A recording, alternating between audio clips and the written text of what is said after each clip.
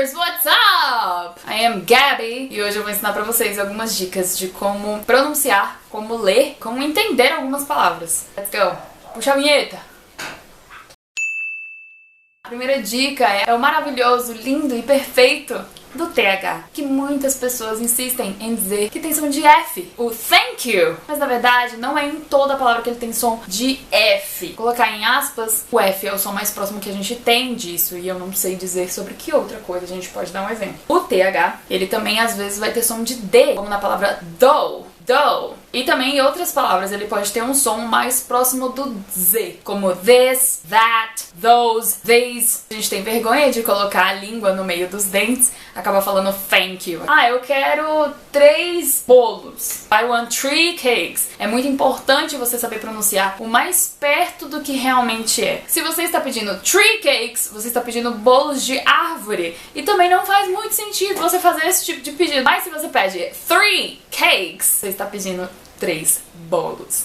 Eu sempre digo que a importância da pronúncia é pra você ser compreendido. Não adianta chegar com aquela síndrome do eu entendo muito bem, mas não consigo falar, não consigo ser entendido. Às vezes pode ser isso, pode ser o bloqueio que você tem na hora de pronunciar a palavra certa ou de ter vergonha de fazer o na hora de thank you, de this, de those, de qualquer outra palavra. Então não precisa ter vergonha, muito pelo contrário, tenha orgulho de usar a língua no meio dos dentes, porque isso vai trazer pra você mais proximidade da língua inglesa e vai fazer com que você seja mais compreendido. Algumas palavras que contêm TH é think, thought, though, through, three, thunder, como a música Thunder, feel the thunder.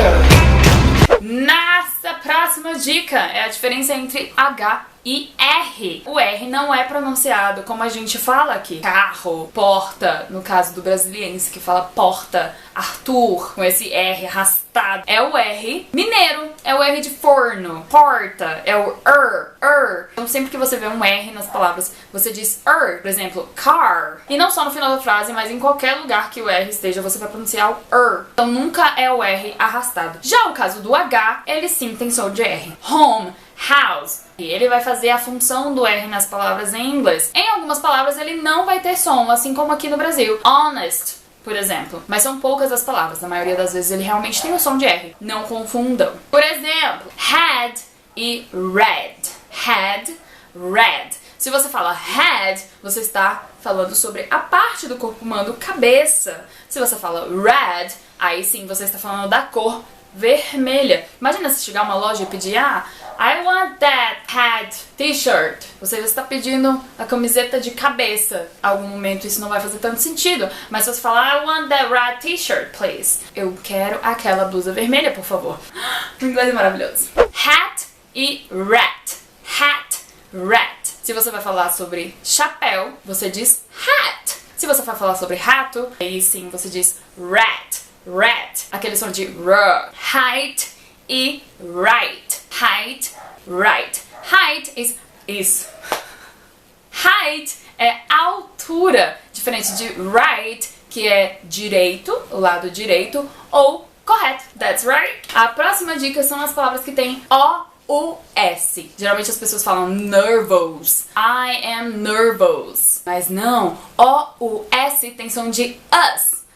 Us. Por exemplo, gorgeous. Gorgeous. I am nervous. Nervous. Nervous. A mesma coisa com anxious.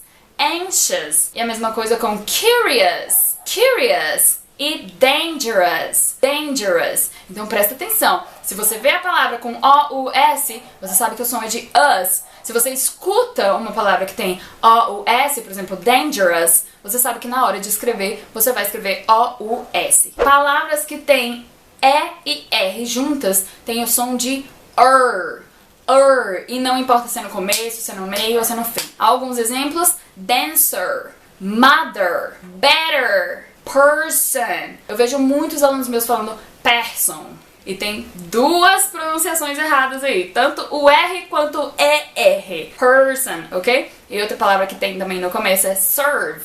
Serve. Mais uma dica aqui pra vocês, é o som do T e o som do D. Agora a gente vai sair lá de Minas Gerais para o Nordeste e a gente vai falar o T e o D em inglês. Tia, dia, apertadinho, bonitinho. O som original, não tem como exemplo de night, night. A gente não fala good night a gente fala good night. Teeth. Teeth. A gente não fala teeth, a gente fala teeth. Cat é pra falar de gato. Cat. Se você falar catch, você vai falar agarrar. E aí, dependendo do contexto, você vai acabar soando errado. Com o D, temos tidy. Tidy. Daddy. Hand. Não é hand. Handball. Não, é handball. Você tá no Brasil, fala handball, todo mundo entende. Lindo. Agora, se você vai para os Estados Unidos, ou se você vai para Inglaterra, ou se você vai para países que falam inglês, é handball. Good. E dad. Dad. E a gente tem duas palavras que têm essa mesma pronúncia. Dad, de morto, e dad, de pai.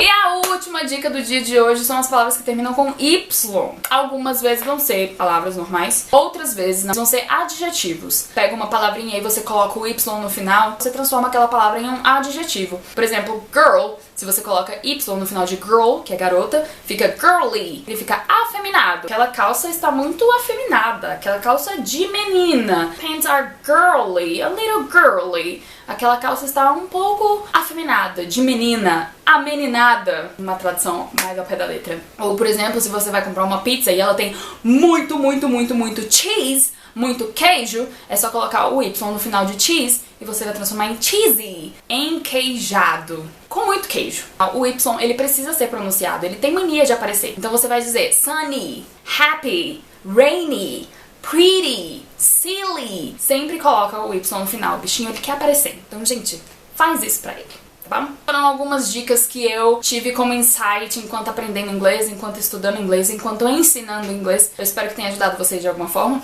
E se tiver alguma palavra ou alguma coisa que vocês queiram saber, alguma dúvida, deixa aqui nos comentários. Compartilha esse vídeo com quem também quer aprender inglês. Vejo vocês na próxima. Bye, bye!